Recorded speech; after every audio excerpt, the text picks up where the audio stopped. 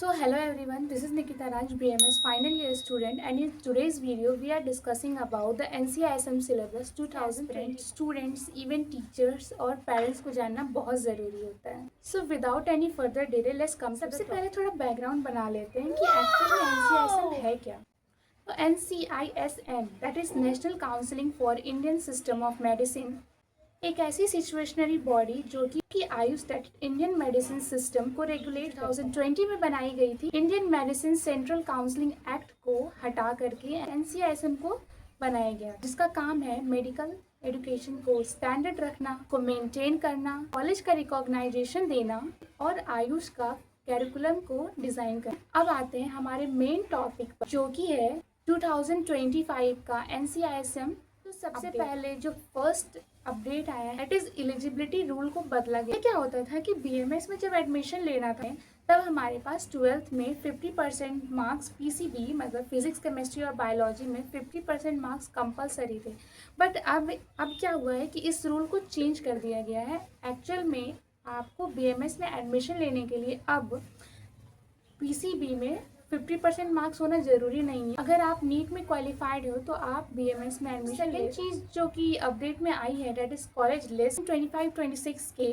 तो एनसीआईएसएम ने नए एकेडमिक्स के अनुसार कॉलेज लिस्ट अपडेट की है, जो कि आप उसमें चेक कर सकते हैं कि वो जो कॉलेज है वो आपके एनसीआईएसएम से एफिलिएटेड है कि नहीं. And you can check in the description box for admission. You can check your college in NCISM. Update हुआ है लीगल एंड लीडरशिप अपडेट. तो अब बात करते हैं एक बहुत बड़ी न्यूज़ की. 2025 में दिल्ली हाई कोर्ट ने आयुष के चेयरमैन डॉक्टर जैन देवपूजी के अपॉइंटमेंट को इलीगल डिक्लेयर कर दिया है. ने ये कहा है कि उनका जो सिलेक्शन हुआ था एनसीआईएसएम एक्ट के क्राइटेरिया के बाहर, इसके हिसाब से वो वैलिड नहीं है. तो इसका मतलब ये है कि एनसीआईएसएम की लीडरशिप में एक चेंज आ सकता है, जो कि इनडायरेक्ट एडमिशन प्रोसेस और फ्यूचर पॉलिसीज में एक बहुत बड़ा बदलाव ला सकता है.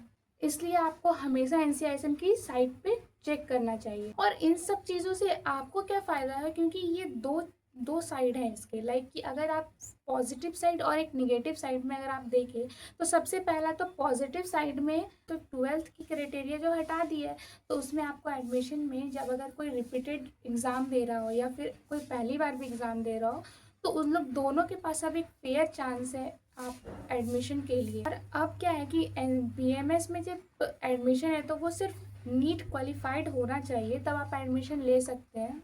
तो अब जो एडमिशन क्राइटेरिया है वो थोड़ा वास्ट हो गया है, क्योंकि अगर आप नीट क्वालिफाइड है तो आप बीएमएस में एडमिशन ले सकते हैं. That's it. कॉलेज में एडमिशन लेना अब आपके लिए थोड़ा इजी पड़ जाएगा. देखें तो बहुत सारे कॉलेजेस ओपन हो रहे हैं, तो आपके पास एडमिशन की चांसेस प्लस आपकी सीट थोड़ी बढ़ जाएगी. नेगेटिव साइड को हम देखें तो सबसे पहले तो ये कि अब जो एडमिशन का क्राइटेरिया है वो थोड़ा सा ईजी हो गया है ना, क्योंकि आपको बस नीट क्वालिफाई करना है तो जो लोग हैं वो बहुत बढ़ जाएंगे. इसलिए आपको नीट के स्कोर पे ध्यान देना चाहिए, क्योंकि अब जो है वो बस क्वालिफाइड मार्क्स या फिर आपके पास मार्क्स बेसिस, जो नीट की मार्क्स बेसिस पे एडमिशन होगी तो आपको नीट के मार्क्स पे फोकस करना चाहिए. तो इन सब से क्या होगा कि जो रिपीटेड है या फिर फ्रेशर, वो दोनों के पास एक सेम फेयर चांस है अपने आप को प्रूव करने के लिए, अपने आप को एडमिशन लेने के लिए बीएमएस. सो फाइनली अगर आप 2025 में बीएमएस में एडमिशन ले रहे हैं तो आपको कुछ बातों का ध्यान देना चाहिए.